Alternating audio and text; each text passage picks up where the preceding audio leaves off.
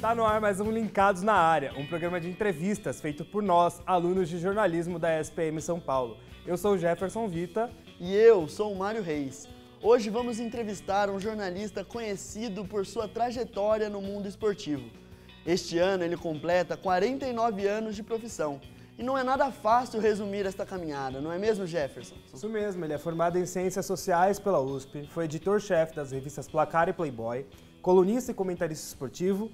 Hoje está na Folha de São Paulo, tem um blog no UOL e uma coluna na CBN. É uma voz relevante na mídia e não esconde suas opiniões. Tá interessado em saber quem é?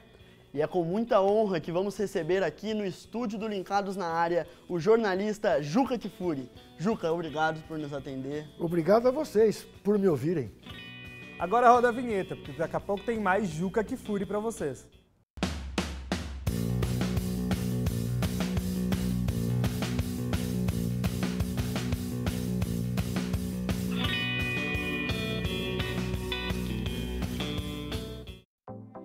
O jornalista esportivo José Carlos Amaral Kfouri, mais conhecido como Juca Kfouri, nasceu em São Paulo, no dia 4 de março de 1950. Em 1970, iniciou sua jornada quando foi convidado para trabalhar na editora Abril.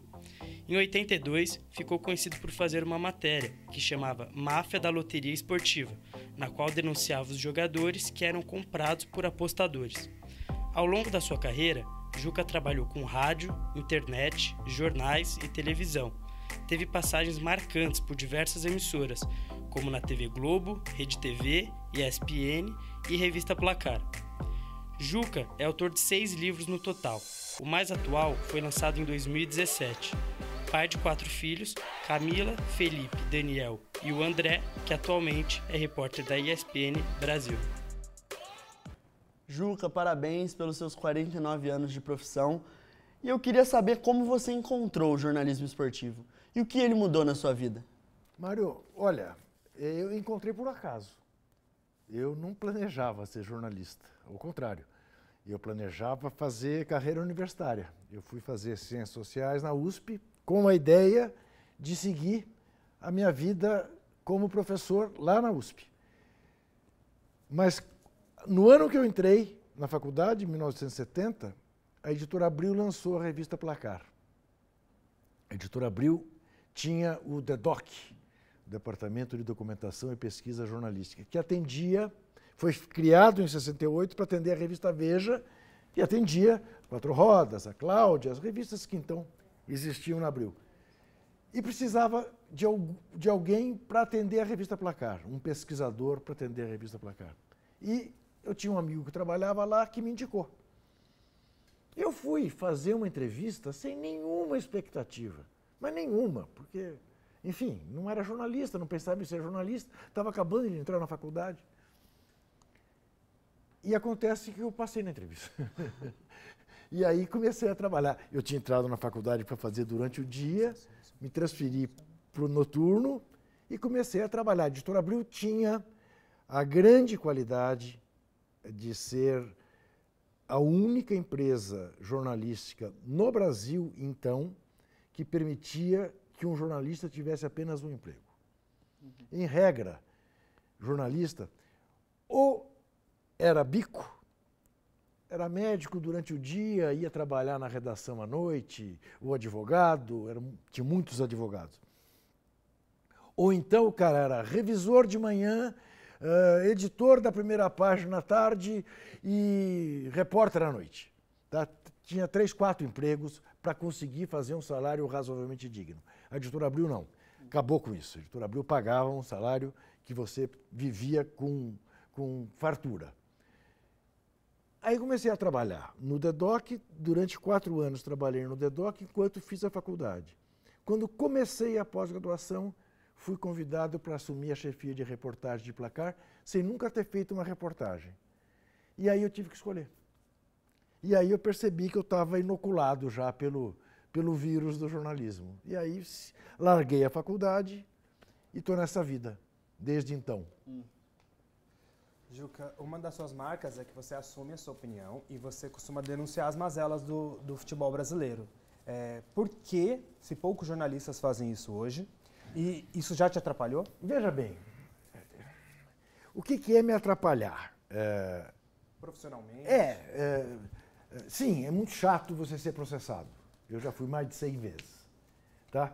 É muito chato você ir ao fórum, ter que conversar com o juiz, sabendo que quem está te processando, no fundo, quer te calar, quer te intimidar, sabendo que quem está te processando é malfeitor, tá certo? E você tem que ouvir toda aquela demagogia em nome da família. É muito chato. Mas eu te diria que é um osso do ofício. A imprensa, principalmente a imprensa que cobre esporte, sempre achou para si mesma a desculpa de não mexer nas feridas como se fosse o seguinte: o cara quando chega para ler futebol, para ouvir futebol, para ver futebol, ele quer o oásis. Ele já cansou da política, da matéria policial, ele quer saber como é que foi o gol, como é que foi o passe, quem que o time dele vai contratar. Não, ele não quer problema mais. Que é uma maneira muito cômoda, muito confortável de você omitir aquilo que o leitor, o ouvinte, o telespectador tem o direito de saber. Sim. Que acontece nos bastidores da paixão dele. Você não revelar isso... Por que você revela os bastidores da política e você não revela os bastidores do esporte? Qual é a lógica que há? Então, a marca que eu tentei imprimir quando assumi a direção da Placar, que deu-se 5 anos depois de eu assumir a chefia de reportagem, foi essa, porque eu ouvia muito repórter dizer: fulano é malandro, fulano está vivendo do Palmeiras, ciclano está não sei o quê. E eu dizia, bom, mas vamos... não, melhor não mexer, porque isso vai dar processo, a empresa depois não te defende. Não é verdade. Em regra, as empresas te defendem. Tá? Mas, enfim, eu quis imprimir essa marca de fazer, sem abdicar da emoção, porque é claro que o jornalismo esportivo tem dentro de si o relato emocionado, literário, bonito, para fazer o cara se empolgar, chorar e tal, mas sem abdicar de fazer jornalismo investigativo e contar também os podres. Foi uma opção. Eu brinco em palestra para estudante, errando no português, dizendo o seguinte, quando me perguntam isso: te prejudicou? Eu dizer, olha, eu fiz assim e se dei bem. Não posso reclamar. Né? Juca, você é autor de vários livros, inclusive o último, Confesso que Perdi, é um livro que fala muito sobre memórias. Qual que é o seu maior arrependimento e a sua maior vitória? Meu maior arrependimento? Rapaz, eu vou contar... eu me arrependo profundamente, mas, enfim... Vitória, não sei. Vitória eu vou ter no dia que o Brasil for um país mais justo, no dia que o futebol estiver nas mãos de gente decente. Tá difícil. Por isso chama Confesso que Perdi. É claro que profissionalmente eu se dei bem, mas para o Brasil que eu pensava quando comecei na imprensa, para o Brasil que nós temos, eu se dei mal. Nós todos estamos nos dando mal. Arrependimento eu vou te contar. Eu tenho um episódio, eu errei muito e vou errar muito ainda. Jornalista erra muito. Né? Vamos deixar isso claro. O jornalista sabe a ponta do iceberg. 3%. E olhe lá. Tá? E na busca de revelar esses 3%, comete muitos equívocos. Tem uma maneira muito simples de você resolver os equívocos. É dizer que errou. É o erramos. É o, opa, errei, estou corrigindo. Né? Até porque as pessoas adoram, acham que é uma demonstração de humildade. Quando é apenas uma obrigação. Mas eu fiz, e não tinha o direito de ter feito, porque já fiz experiente. Eu trabalhava no Diário Lance, portanto, estou falando 98, 99. Eu não vou contar o nome do santo, porque se eu contar, eu reproduzo o erro, mas tá? Um grande esportista brasileiro estava vivendo um momento ruim, apanhando muito por causa desse momento ruim, e eu soube que o que fazia com que ele estivesse naquele momento ruim era um problema familiar. Tá? E eu, para tentar defendê-lo, revelei o problema, esquecido de que se aquilo podia fazer bem para a imagem dele, feria uma mãe, um irmão, enfim. Tá? Eu encontrei com essa mãe, por acaso, num aeroporto. E ela veio indignada falar comigo, e aí eu me dei conta de que eu tinha cometido uma grandíssima asneira. Tá? Absolutamente sem querer. Mas é a tal história. Eu me dói, porque eu sei a dor que eu causei, e porque eu já era experiente. Se dissesse que foi uma coisa não fiz de foca, vai lá, acontece. Né? Mas não. Eu passei por cima da dor que eu poderia infligir a outras pessoas, que não o esportista em questão. Juca, você é de uma época privilegiada, você viu Mané Garrincha, Pelé. E como é que você vê o futebol brasileiro hoje? Arte versus técnica. Jeff, deixa eu te falar uma coisa, para ficar bem claro. Eu não sou um saudosista. Tá? Eu me divirto vendo futebol hoje, igualzinho eu me divertia quando eu tinha 10 anos, ou quando eu comecei na profissão aos 20. Eu ontem fui ver o jogo do Liverpool com o Arsenal e fiquei frustrado quando liguei na ESPN e vi que o Liverpool ia jogar com o time reserva. Quase parei de ver. Vi. E foi uma tarde deliciosa. 5-5. Decidido nos pênaltis. O único jogo na minha vida que eu vi decidido por pênalti, teve mais gol durante o jogo do que na cobrança dos pênaltis, né? Porque foi 5-5 e 5-4. Eu olho no calendário para ver quando tem jogo do Manchester City, quando tem jogo do Barcelona com o Messi, quando tem jogo do Flamengo. Hoje, por exemplo. Hoje. Estou alimentando essa expectativa. 8 horas da noite tem Flamengo e Goiás. Para dar uma secada? Não, para ver futebol. Pra ver. Aí, no caso, você vai me desculpar, você sabe que eu sou corintiano, a única remota chance que o Corinthians tem de ganhar uma vaga na pré-Libertadores é acabar o campeonato em 7º lugar. Porque ele não vai ser 6º, nem 5º, muito menos 4º ou 3º. Pode ser, diante da ruindade geral, que ele termine em 7º. Se o Flamengo for campeão, abre uma 7ª vaga. Não é isso? Então, isso. Não é nada contra o Palmeiras, tá, Jeff? Não quero, de forma nenhuma, denunciar você aqui para os nossos telespectadores. Mas, enfim, sobre o que falávamos mesmo? Sobre saudosismo. Então, eu tenho essa coisa, a mesma coisa que eu tinha. Oba, hoje tem o Pelé. Oba, hoje tem o Messi. Oba, hoje tem o De Bruyne. Tá? Agora, não dá para comparar. O futebol brasileiro não dá para comparar.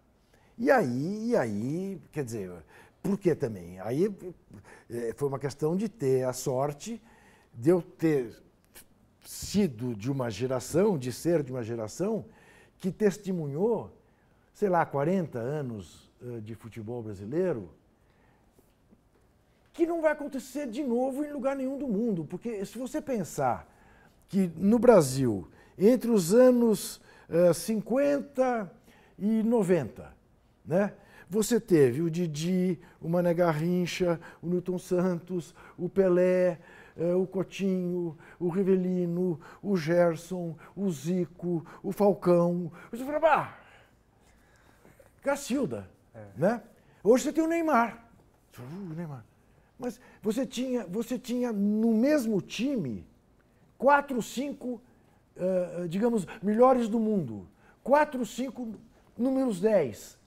A seleção de 70. A seleção de 70 tinha, digamos, não necessariamente usassem a camisa 10 nos seus clubes, mas eram 10 por função. O Pelé, o Tostão, o Rivelino, o Gerson, brincadeira, tudo gênio, no mesmo time. No mesmo time. E isso realmente você não tem mais. No Brasil. No Brasil. E agora nós vamos para algumas perguntas da plateia. Vamos começar aqui com o nosso querido Nicolas Garrido. Boa tarde, Juca. É um prazer. Eu queria saber, com mais de 49 anos acompanhando futebol, qual foi o melhor time que você já viu jogar? Então, Nicolas, você sabe que isso é uma coisa que a gente também sempre precisa, de alguma forma, contextualizar. O futebol da gente de criança é imbatível. A memória afetiva que você tem, ela ultrapassa qualquer racionalidade possível, tá? Então, o meu time melhor de todos os tempos, não adianta se me falar do Barcelona, do Messi, do Guardiola, ou do Milan, dos holandeses. O time, para mim, que nunca vai ter nada parecido é o Santos do Pelé.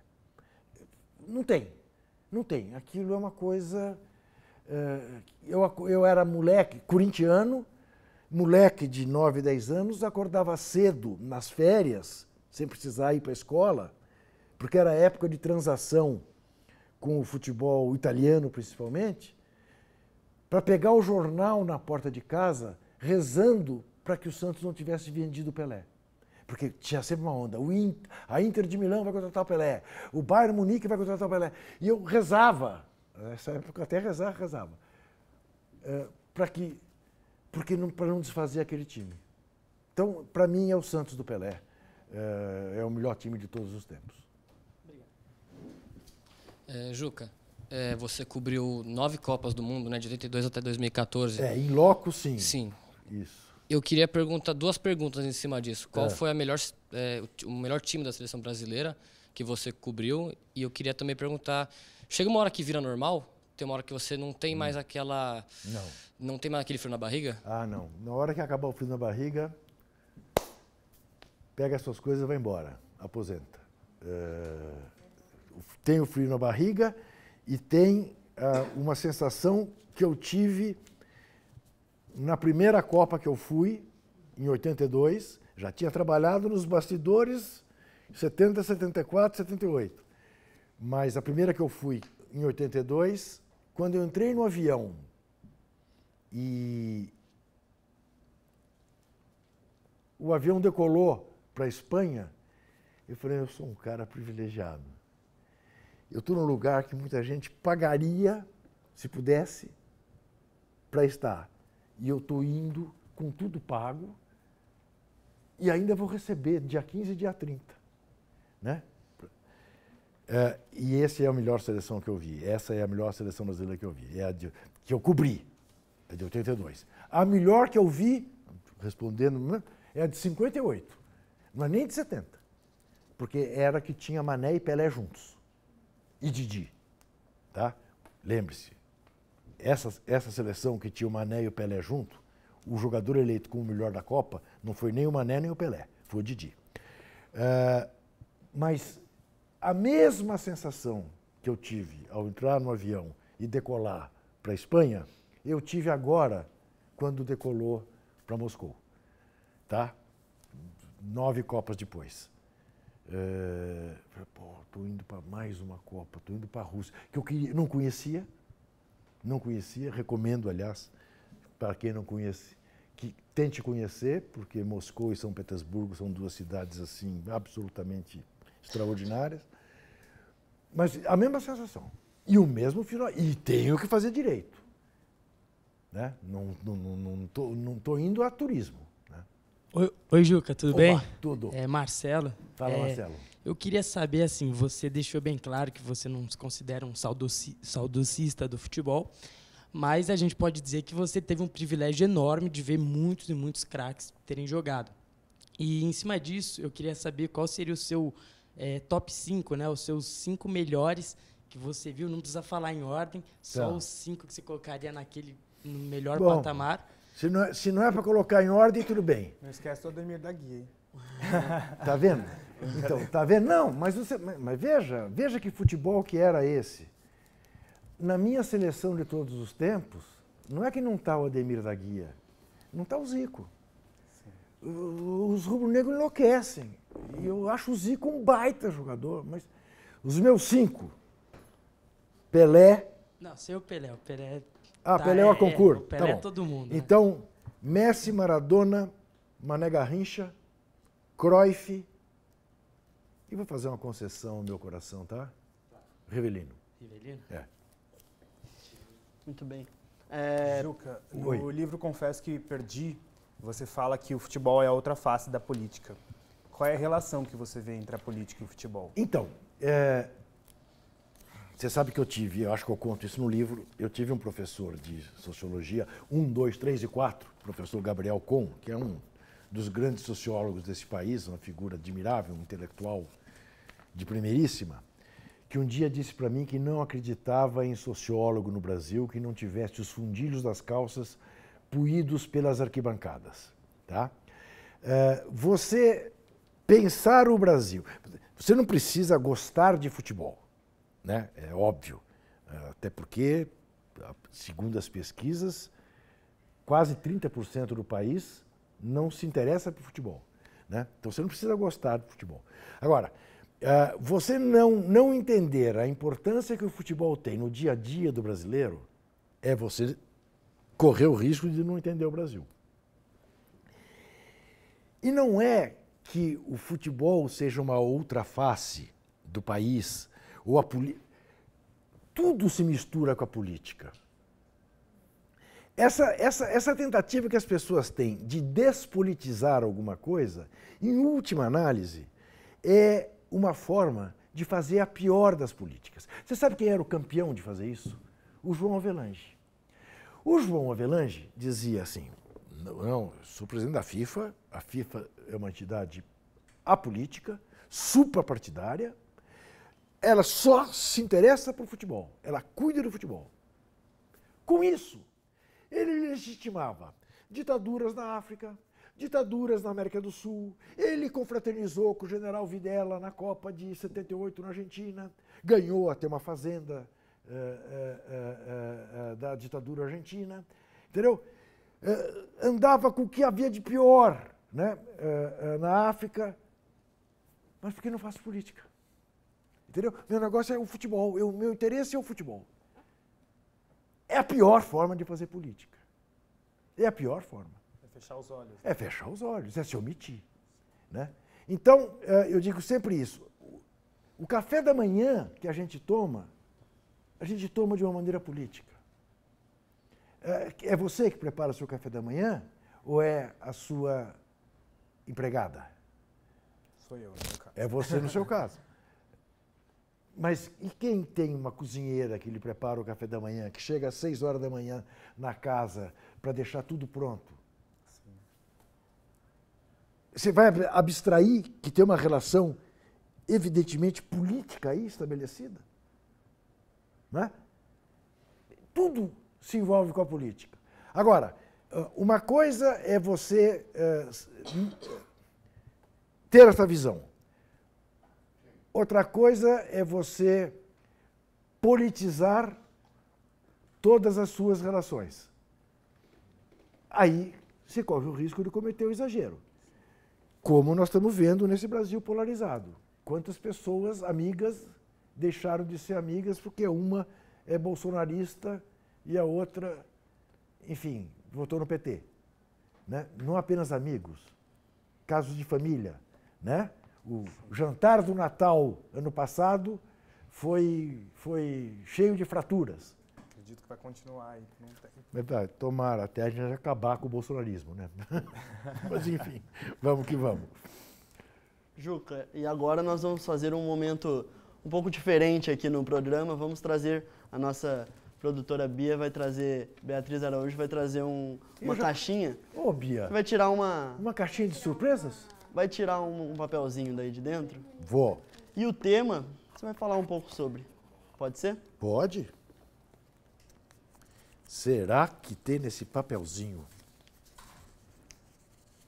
Eu achava que era um presente. Sócrates, o filósofo. Bom,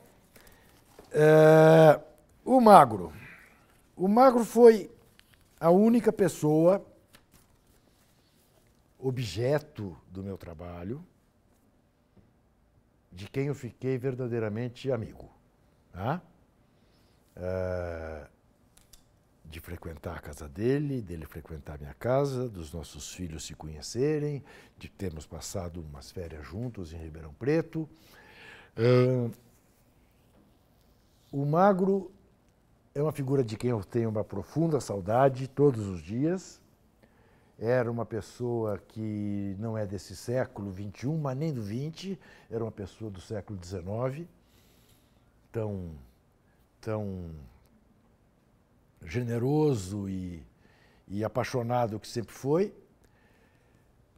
Foi um jogador extraordinário, porque foi um atleta michuruca e resolvia o fato de não ser atleta com um talento assim raro, né? E era um cara que se colocava, né? E que foi muito em função disso que a gente acabou estabelecendo uma relação muito próxima, porque ela extrapolava a questão meramente do futebol. Olha, e vamos deixar claro uma coisa, Mário, não precisa ser de esquerda para entender certas coisas. Nelson Rodrigues está longe de poder ser considerado um cara de esquerda, dizia, pobre de quem acha que o futebol se limita às 4 linhas do campo. Né? Ele tinha essa compreensão. Ele dizia, uma pelada traz em si mesma um drama shakespeariano. Com a genialidade dele, com a capacidade dele, inclusive, exagerar as coisas e criar, né, hipérboles, ele dizia isso. E o Magro era muito isso, quer dizer, o Magro tinha plena consciência do papel que representava, do que estava em jogo ali dentro de campo, e por causa disso, por ser uma cabeça, certamente foi das pessoas mais inteligentes que eu conheci, inclusive como médico. Acredite você ou não, era um diagnosticador absolutamente extraordinário. Uma vez, nós fazíamos juntos um programa na Rede TV, aos domingos, e eu cheguei no sábado, a minha filha tinha sido, não diagnosticado, mas o médico havia suspeitado e manifestado a suspeita de que ela tinha uma síndrome que se chama, vou tentar lembrar, síndrome de Kushner, acho. E disse, olha, isso só em Boston, aqui não cuida. E passamos minha mulher e eu, o fim de semana, planejando levar a nossa filha para Boston. E realmente apavorar, e lendo.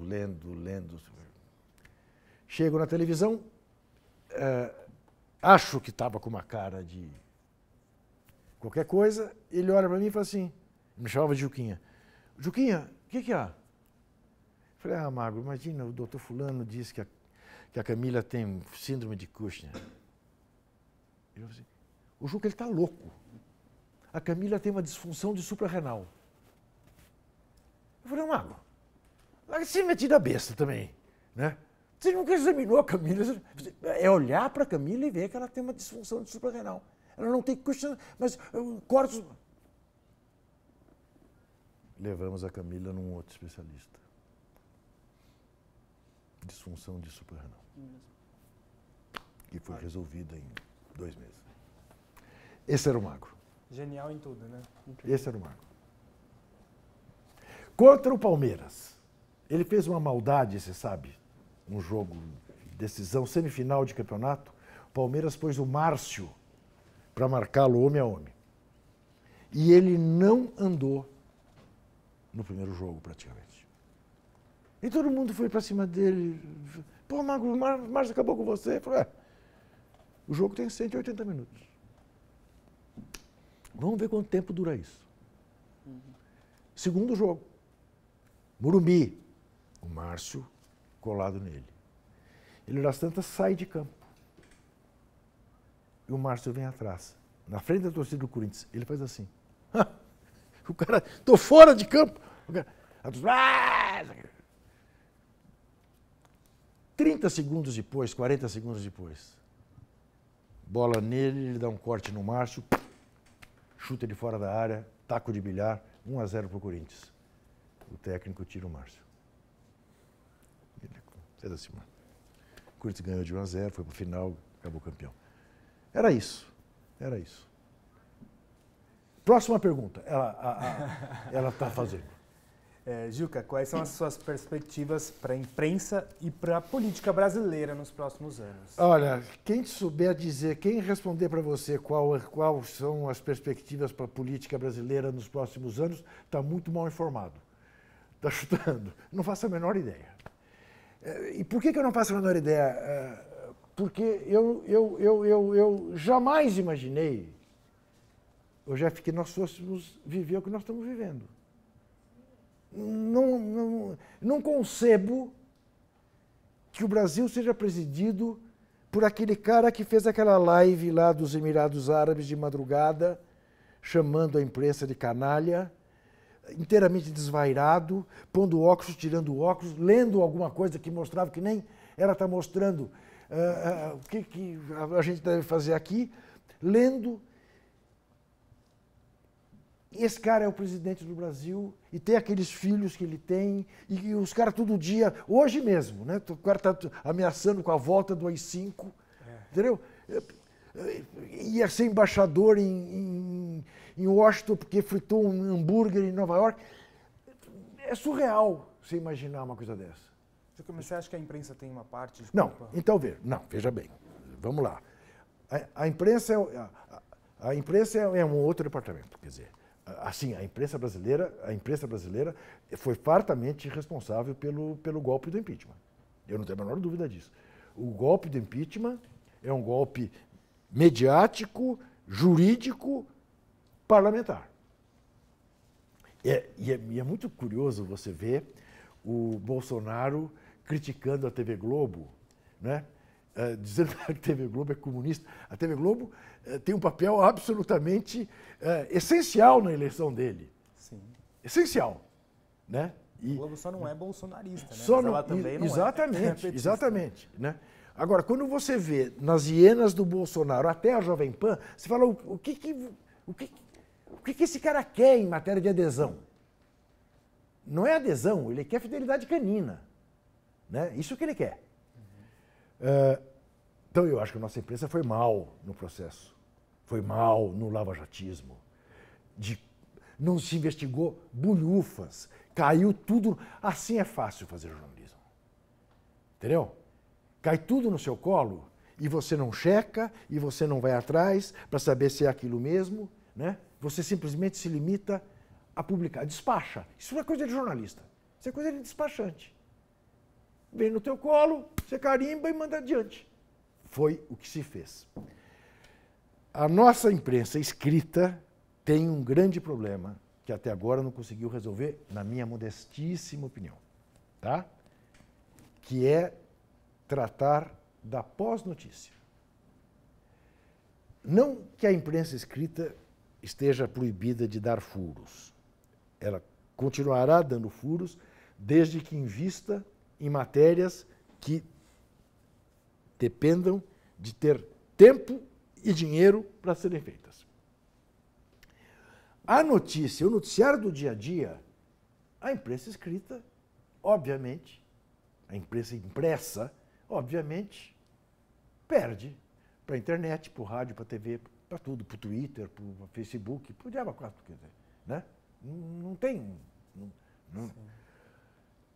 Me deixa, assim, profundamente angustiado quando eu vejo que no domingo você foi dormir sabendo que a Argentina tinha um novo presidente eleito com 47% dos votos e na segunda-feira o jornal que chega na tua casa, ou jornais, diz assim, Argentina elege novo presidente.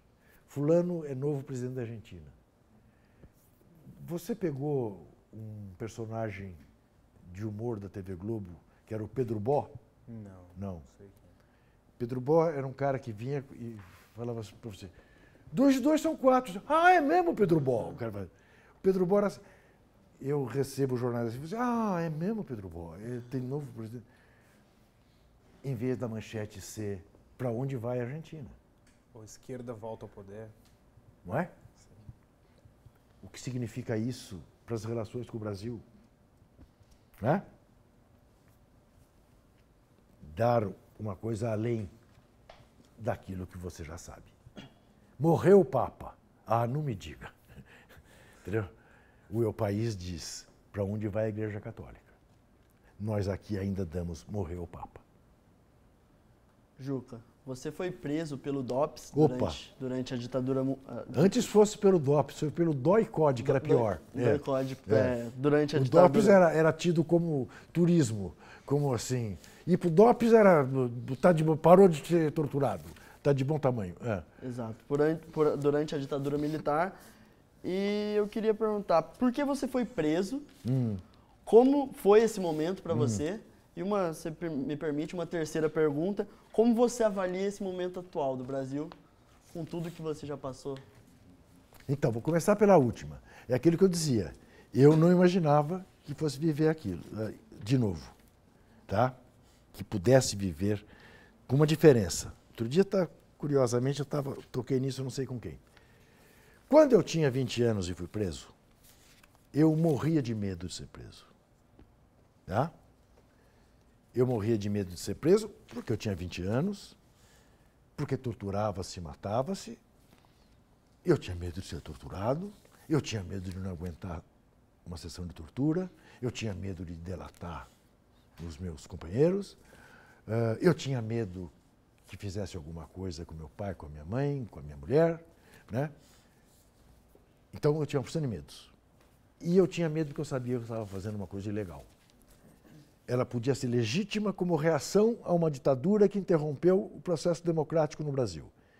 E interrompeu de maneira absolutamente mentirosa, porque o Brasil não corria nenhum risco de virar um país comunista. O Brasil, em 65, ia eleger ou o Juscelino Kubitschek, que de comunista não tinha nada, ou o Carlos Lacerda, que era um líder da direita. O Juscelino era um homem de centro, um liberal. O Lacerda era um homem de direita. Quer dizer, risco de comunismo, zero. E deu-se um golpe militar em nome de combater o comunismo e a corrupção. E censurou-se a imprensa e corrompeu-se. Uma barbaridade. Muito bem. Mas eu sabia, podia ser legítimo, mas era ilegal, diante da ordem estabelecida. Hoje eu tenho medo de ser preso de novo. Não afasto a hipótese de amanhã um desses brucutus mandarem me prender.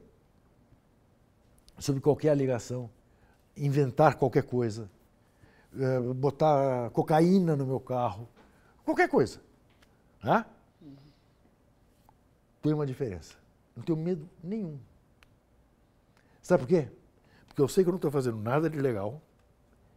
Eu sei que a minha indignação e a minha crítica e a minha oposição são absolutamente justas, legítimas e legais. E porque eu não tenho nenhum medo deles. Porque sei que moralmente eu estou muito acima deles. Eu tenho quase 70 anos de idade. Vai doer, vai doer. Mas medo eu não tenho nenhum. Nenhum. Agora, lamento muito que a gente esteja vivendo isso, lamento muito que vocês estejam vivendo isso, muito. Nesse particular, quer dizer, não há como não olhar para a minha geração com uma sensação de fracasso. Nós fracassamos, nós erramos, como é que nós estamos deixando? Como é que eu posso estar deixando para minhas netas, eu tenho uma neta de 14 e outra de 11, esse Brasil, quer dizer, esse Brasil que está dormindo nas calçadas. Como é que pode? Depois de tanto tempo, para quem acreditou que a democracia seria a panaceia e não é, entendeu? Você acaba tendo uma frustração? Enorme, enorme. Por isso confesso que perdi. Não tem nenhuma demagogia nisso, percebe? Quer dizer, eu sei que eu pessoalmente não perdi. Eu tenho um padrão de vida muito melhor do que eu imaginava que teria quando comecei como jornalista. Eu se dei bem na profissão. Mas isso não me basta. E não me basta também que se diga, mama, pô, as suas denúncias levaram o Ricardo Teixeira à desgraça, o Marco Polo Del Nero, o Marinho, e daí? Eu queria que o futebol brasileiro tivesse outras mãos. E está nas mesmas mãos, porque esse caboclo não é diferente desses três. É a sucessão desses caras, é uma linha coerente com esses caras. É uma questão estrutural que a gente não foi capaz de resolver. Não me compraz a pensar num Marinho preso. Eu tenho pena. Um octogenário, quase com 90 anos, está lá nos Estados Unidos preso. Não tem nenhuma alegria com isso, nenhuma felicidade com isso. Nenhuma. Zero. Ela está mandando encerrar. E ela que manda nesse programa, já percebi. Infelizmente, o nosso tempo acabou. É isso, uma hora acaba, né? Você aí de casa, não se esqueça de mandar sua sugestão de pauta para a agência de jornalismo da ESPM. E eu queria agradecer novamente. Foi um prazer ao enorme. Juca, muito obrigado. Eu posso ver quais seriam os outros dois temas, não? Pode, Fiquei claro. muito curioso, né? Porque, pelo menos quem está nos vendo, saber também. O que é time? Está escrito aqui. E esse papelzinho aqui, não podemos tomar tanto tempo. Vocês cortam, tá? Edita. Mãe! Opa, ainda bem que não falo. Puxa, falar da minha mãe, ia chorar aqui. Minha mãe, tadinha. Dona Luísa. Política, bom, já falamos de política para burro. Só não falamos da mãe. Não bota a mãe no meio. Pronto. Obrigado a vocês. Muito obrigado pela participação no programa. Muito obrigado, pessoal da produção, ao nosso DVT, Leandro, nas câmeras, Cláudio, Cadu e Jennifer, ao nosso operador de som, Davi. Queria agradecer também a toda a equipe do Linkados na Área aqui presente, Helena Mota, Gabriel Trindade, Marcelo Santos, Beatriz Araújo, Helena Fortunato, Gabriel Richter, Lucas Bastos, Laís Cortes e a nossa professora Eide Vargas. Até o próximo Linkados na Área.